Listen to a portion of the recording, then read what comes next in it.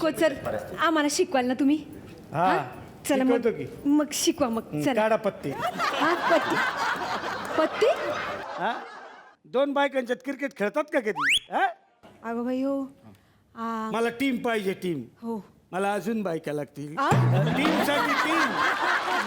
Team साठी अजून बायका लागतील. आपल्याला 11 जणांची टीम करायची का? आहे आणि त्या पण हुशार हव्यात. हुशार हुशार. एक बाई आहे गावात, एक बाई आहे जी खूप हुशार आहे. कोण? स्वारगेट बाई. हो स्वारगेट बाई.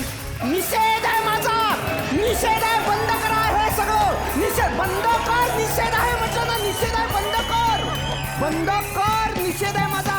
अगदी सांगते तुम्ही मागं बाई आहे.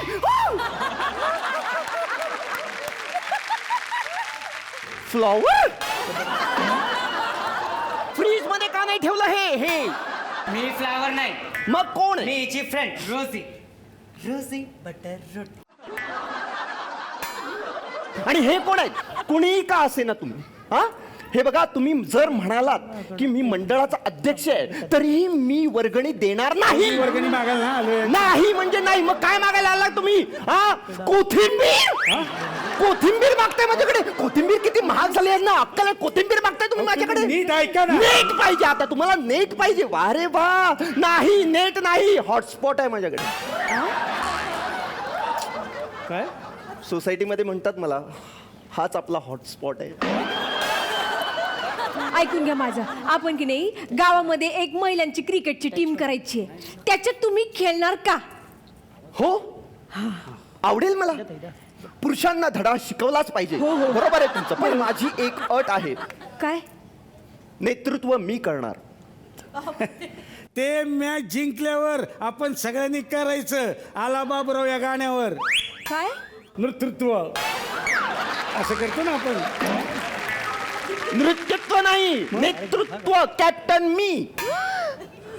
नाही नाही ते शक्य नाही. का?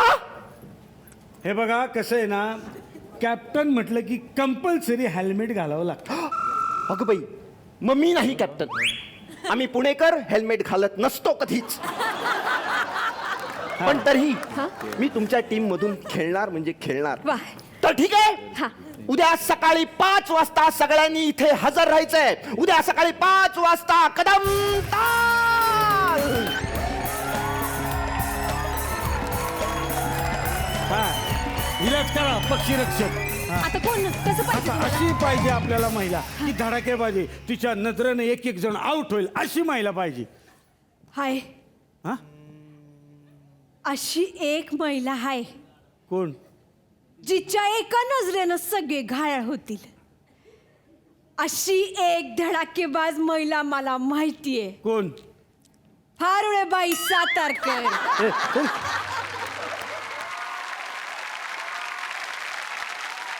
हरमनप्रीत, तुम्ही पंजाबचे आहात. तुम्ही लहानपणापासूनच क्रिकेट खेळायचं? हाँ जी, बचपन से खेलती थी. मेरे पापा भी क्रिकेट खेलते थे. उनका खुद का क्लब होता था. वाह, वाह। और उस टाइम पापा के साथ जाती थी क्रिकेट खेलने के लिए. और फिर इंडिया टीम में आने भी स्टार्टिंग में बहुत गालियाँ पड़ती थी बिकॉज जब मैं उड़ाती थी बॉल और आउट हो जाती थी. फिर स्ट्रेंथ गेन करा और लाइक इतना कॉन्फिडेंस बिल्ड करा कि बाद में जब बैटिंग के लिए जाओ और अगर अपने आप पे इतना कॉन्फिडेंस होना चाहिए कि अगर मैं मारूंगी तो बॉल बाहर ही जाना चाहिए. वाह वाह. तो लड़के तो आसपास ही नहीं आते होंगे अभी आपके, क्योंकि किसको किधर उठा के फेंक दिया वो फिर वापस आएगा ही नहीं. हाँ, अभी जैसे जिन लड़कों के साथ मैं खेलती थी उनके सबके फ़ोन भी आते हैं. उन लोगों को बहुत प्राउड फील हो रहा है और वो लोग सब यही बोलते हैं, देख तूने मुझे मारे थे ना छक्के, अभी वो काम आ रहे हैं. दंगल आठवलं मला. दंगल पिक्चर मधल्या सारखं झालंय. हरमन, खूप साऱ्या गप्पा मारायच्या आहेत. आता मी येणार आहे पूनम यांच्याकडे. पूनम, मुंबईची आहेस तू आणि प्रत्येक पालकांचं स्वप्न असतं की आपल्या मुलानं आपल्या मुलीनं काहीतरी वेगळं करावं. भारतीय क्रिकेट टीमसाठी तुम्ही सिलेक्ट झालात, कसं वाटतं? ऑब्वियस लहानपणापासून जेव्हा मी क्रिकेट सुरू केलेलं तेव्हा स्वप्न होतं की इंडियासाठी खेळायचं.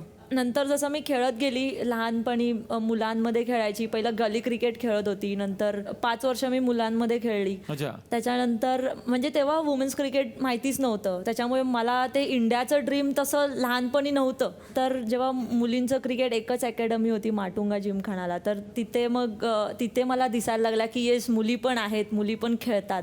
खूप चांगलं वाटतं. आणि जेव्हा सचिन तेंडुलकर सर आणि कपिल देव सर जेव्हा आमच्यासाठी विशेष पाठवतात, MS धोनी पाठवतात, तर खूप खूप खूप चांगलं वाटतं. एक स्वप्न पूर्ण झाल्यासारखं वाटतं. लहानपणापासूनच तू क्रिकेट खेळायचीस तू सांगितलंस, पण घरच्यांची काय प्रतिक्रिया असायची खेळताना? आई म्हणजे कपडे धुते ना, ज्यात म्हणजे तो धोका असतो, तर तसा तो घरामध्ये होता. म्हणजे तो मला बॅटसारखा वाटला, तर मी म्हटलं चलो आता ह्याच्याबरोबर काहीतरी ट्राय करूयात. मी पप्पांना सांगितलं की मला असं जायचं आहे, अकॅडमीला जायचं आहे. तर तेव्हा त्यांनी मला एकच सांगितलं की जर तुला म्हणजे तू जर शेवटपर्यंत खेळणार असशील ना, तर मी तुला पाठवेन अकॅडमीला. पण असं नाही व्हायला पाहिजे की 1 वर्ष खेळलीस, 2 वर्ष खेळलीस, मग म्हणालीस की आता मला कंटाळा आलाय, आता मी नाही आता मी नाही खेळत, आता दुसरं काहीतरी करते. सो असं नाही झालं पाहिजे. तेव्हा पप्पा एकटेच कमवणारे होते घरात, म्हणजे परिस्थिती इतकी चांगली नव्हती आमची, पण त्याच्यामध्येही त्यांनी मला किट आणि आणून दिलं. आणि तेव्हा स्वतःचं किट मिळालं ना, तेव्हा इतका आनंद झाला की नाही आता काहीतरी केलंच पाहिजे, आता पूरा जान लगा देना है इसमें. क्या बात. ती म्हणाली की धुणं धुवायचा जो धोका असतो त्यानं तिने खेळायला सुरुवात केली, पण तोच धोका विरोधी टीमसाठी पुढे एवढा मोठा धोका होईल हे त्यांनाही वाटलं नसेल. आणि वडिलांसाठी विशेष टाळ्या, कारण प्रोत्साहन फार महत्वाचं आहे. वर्ल्ड कप बद्दल भरपूर गप्पा मारायच्या आहेत, पण काय झालं, क्रिकेट बघायला सोपं वाटतं. प्रत्येकाला असं वाटतं काय हे तर मला जमेल, हे तर सोपं आहे. हे घरात बसून पारावरची चर्चा खूप अरे इकडे मारायला पाहिजे होता ना, ते खूप चालतं आपल्याकडे. म्हणजे हा माणूस कधी बाहेर जाऊन खेळलेला पण नसतो, त्याला कशाला पाठवला, मी बोललो होतो, हे खूप चालतं. आमच्याकडे एक असे काका आहेत, कदम काका त्यांचं नाव आहे, ते डोंबिवलीत राहतात. तर त्यांचं सतत असं म्हणणं आहे की बाबा मी क्रिकेट खेळू शकतो, मला सिलेक्ट करा. मी म्हटलं अरे हे सिलेक्ट नाहीत करू शकणार, तुम्ही फक्त त्यांना भेटा. तर त्यांना असं वाटतं की तुम्ही सिलेक्ट कराल, तर भेटा त्यांना. या कदम काका या. अरे भाऊ कदम, आगे आगे आगे.